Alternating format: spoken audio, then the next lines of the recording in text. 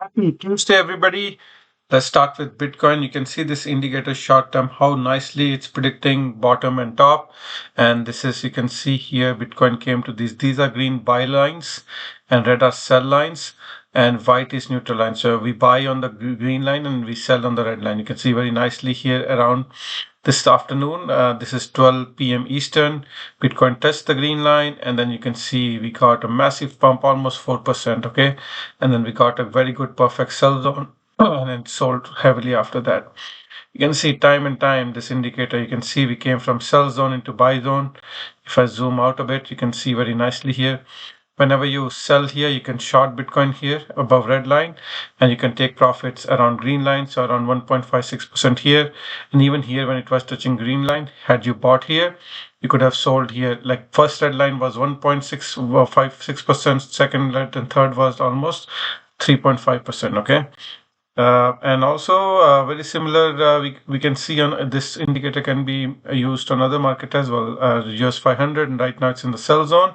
You can see it's coming down slowly into the neutral zone. So the white line is no trade zone. Whenever we are in sell zone, we sell off. Even with Nasdaq, same thing. We came to sell zone. Now we're coming back. We will be touching a neutral zone very soon. Dow Jones. You can see every index we can use this. You can see Russell 2000 came to buy zone here.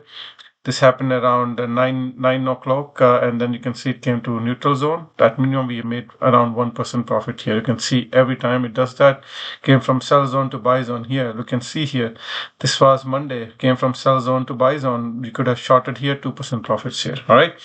So anyhow, I'm sharing these indicators with my subscribers pre-market. If you like what you're saying, subscribe to YouTube channel. Okay, so let's go to daily chart and go to Bitcoin.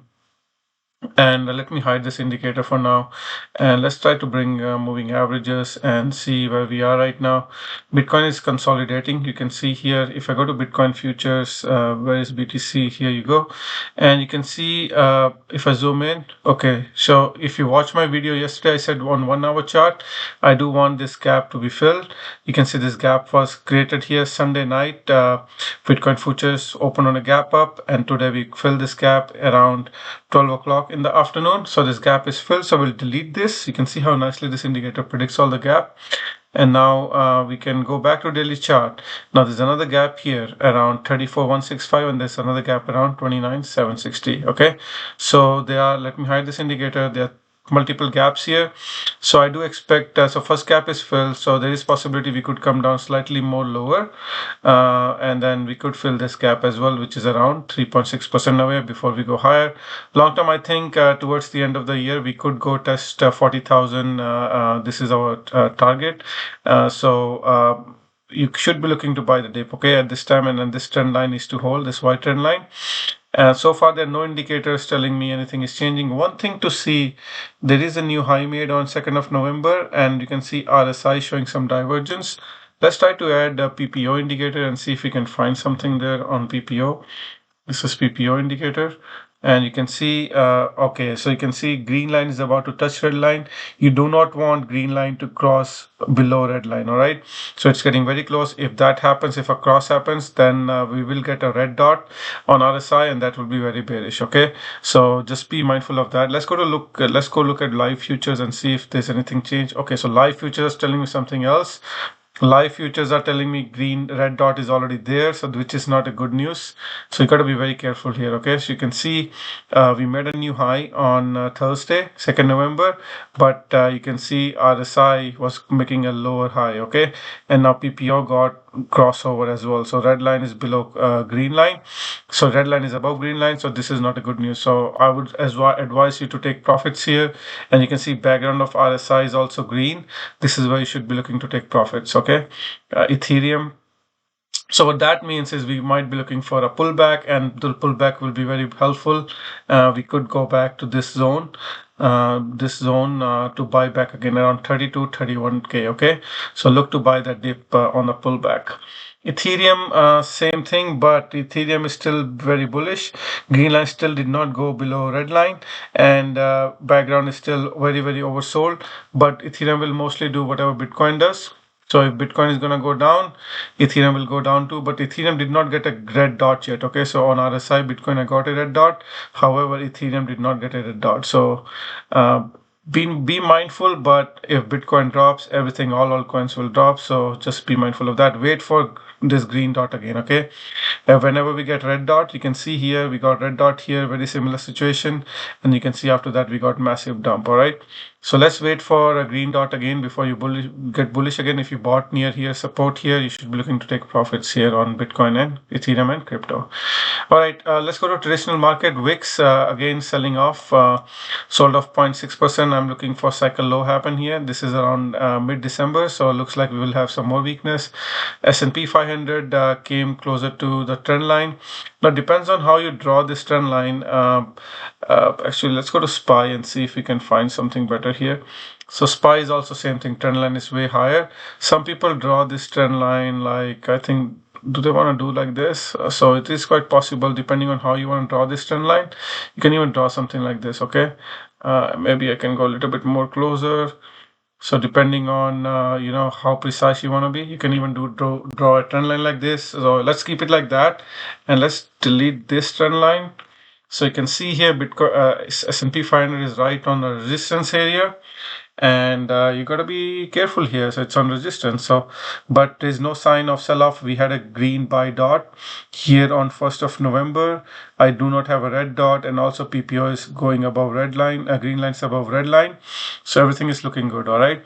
Now we do want to fill this gap. If I go to 1 hour chart, go to regular trading hours, there was this gap created here on this date around 20th of September. So we are still not able to close that gap. We could go higher. If we close this gap, then another gap around 450. Let me go back to daily chart. All the gaps to the top is in yellow and all the gaps to the bottom is in green. Okay, so it's quite possible we could come back, fill one of these green gaps, because there's also a gap up here. This happened on Friday, 3rd of November. We could come down, fill this gap, and then go higher. Or we could straight keep going higher. Okay, so we watch for this trend line tomorrow. If you manage to close above this gap fill around 438, 439, that's going to be very bullish. Okay, and also the other thing I want to show you all the moving averages. The other indicator, if I bring that moving averages, you can see here. Now we are closing 3 days above all moving averages, and then this red line is 50 daily SMA, 3 days in a row above that, which is very bullish. So we need to stay above that. Even if we get a pullback, this gap fill, look to buy on that pullback, and then we will be looking for a massive rally towards the end of the year. All right, that's what my prediction is. And triple Qs, you can see actually triple Qs broke this downward sloping trend line 1 2 3 4 5. Yesterday I was telling you this is why you should be looking to short if you want to short, but today we broke that trend line and we're above that. All right, so let's see, if we can stay above this trend line one other day tomorrow, that's going to be bullish. I think they are looking for this gap fill around 377, 382 and 385. Now note that their gaps are down as well. So if we stay above this trend line tomorrow, close flat to green, then that means which is very good news, and we are heading higher. All right, and this is what I'm looking for. And the live market is also same thing. You can see Nasdaq 100, nothing changed, and just looking bullish. And S&P 500, let's adjust this line as well like we did there. So if I put a trend line here, and if I put a trend line like this, okay, and again we do it like this, something like that. Let's make it like that. All right, so we are right on the resistance here. All right, Dow Jones, again same thing, similar here, coming very close to this trend line. Looks like major indices other than Nasdaq is back on this trend line. So let's wait for this trend line to break. And then Russell 2000, actually Russell 2000 is the only index which is closing red for last couple of days. Failed right where the resistance trend line is 50 daily SMA.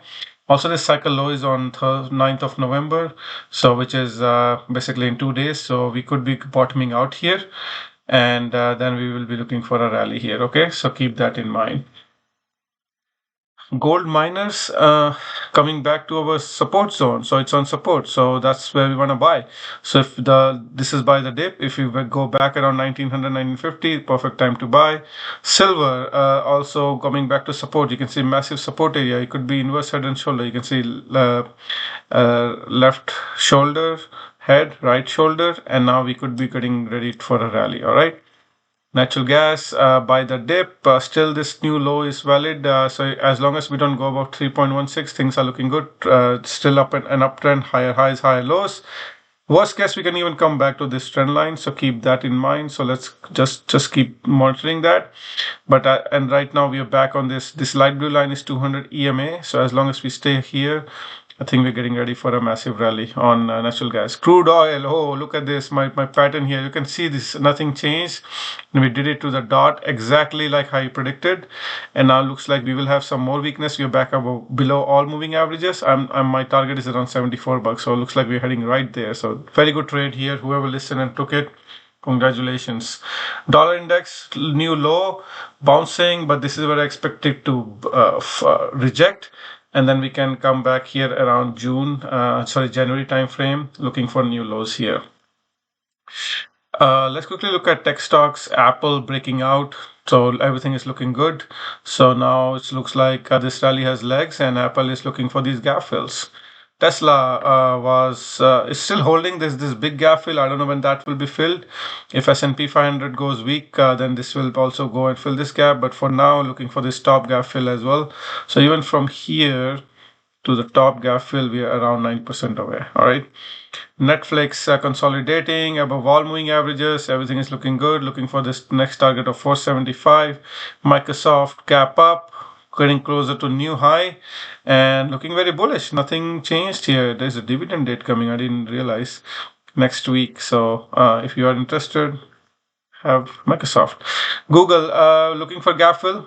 There is this gap. Why did I not fill okay, there's a gap here around 139. So that's our target, 140. Meta, Facebook also looking good. Multiple gaps to the top around 362, 357. Those are the targets. Amazon, very bullish, gap up. So we could get a little bit of cool down. So if we get any pullbacks on these gaps, look to buy. But looks like there's a next target is around 144 gap fill. Snowflake's massive move. I think there was a stock DBA or something, data log. Let's see how data log. I think it's related to, let me see, no, not that one, data. I think it's related to this stock, this one, up 28% after earnings. Massive earnings beat, looks like 31%, 4.35% upside. So Snowflake is taking advantage of that. Now there's a big gap here.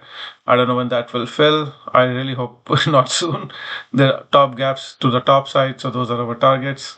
NVDA flat, but looking nice because above all moving averages, looking for new highs eventually. And AMD also looking nice above all moving averages, just consolidating. Toronto Stock Exchange, a little bit bearish, gap down. Is it going to come back all the way down to fill this gap before we go higher? Let's see. Maybe that's what we are planning to do, especially when gold and oil are bearish. That's around 2% away. Hang Seng Index breakout. You can see this downward sloping line. Broke out, back test, now looking like making higher lows. So looking for this to find support before we go out and break out.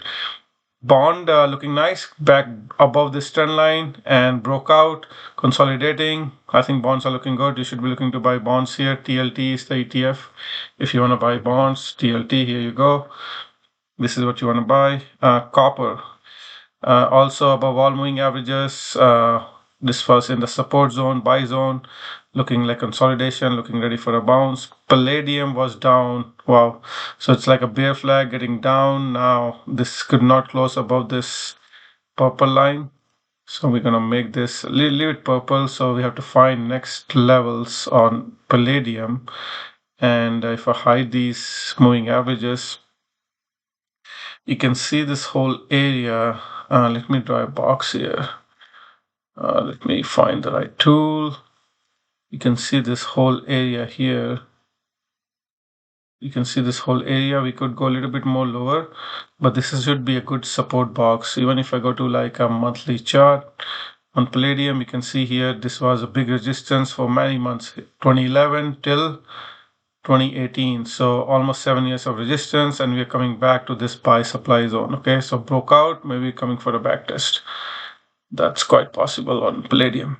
Wheat flat looks like 0.5%. So in the buy box. Corn also making a new low, but still on divergence. So looking for corn to consolidate. This should be by the dip. Soya beans, massive bounce, nothing change. And sugar, I was expecting for a downwards move. So looking for a little bit more move, especially because you're making a new high on divergence. You can see here RSI is going lower highs, price is going higher highs, so it's a divergence. So look to buy on this trend line. And let's quickly look at gold miners, Newmont mine, biggest gold miner, very close to this gap fill, which I was expecting. Nothing changed, 36.35. And gold miners GDX gap down. So are we gonna go all the way down, fill this gap, or this is gonna be inverse head and shoulder? We'll see. There was a gap here, mind you that we closed that gap today. Now there's a gap here as well. So I don't know if this is it. We're gonna go higher or we're gonna come all the way down. Let's see, it's to be seen. So I'm gonna leave it like that for now. Let's quickly look at sectors. XLK looking good, looking for new highs. XLE, you can see gap down, looking for this gap fill. XLV, healthcare, looks like it's back above this trend line. So this was a bear trap. Everything is looking good. Consolidating, healthcare is good. Utility stock also broke out. And now back testing. This is a support area. So everything is looking good here as well. XLI industrial looks like some gaps are filled. So I can delete this. Now there's a gap to the down. Let's see if we're gonna fill this gap before we go higher. Let's see. It all depends on S&P 500. XLRE real estate sector. Looking good. There's a gap down here. So let's see if we can fill this gap. Let's go to 1 hour chart and see. You can see this gap is here, which was created on Monday. So it's only visible on 1 hour chart. Are we gonna go all the way down, fill this gap? That will be very healthy because there won't be any gap left behind. Financials looking for gap fill before we go higher. Okay, KRE Regional Bank ETF again looking for gap fill before we go higher. Shopify, a massive pump consolidating. Nothing extraordinary here. If we bring moving averages, you can see prices above all moving averages, which is very good sign. It can consolidate here, give time to prime moving averages to catch up. That will be very healthy for Shopify. Alright guys, that's it for today. Hopefully you enjoyed the content, and on your way out, please hit the like button and share with your friends and family, and I really appreciate it, and I will see you tomorrow. Have a good one. Bye.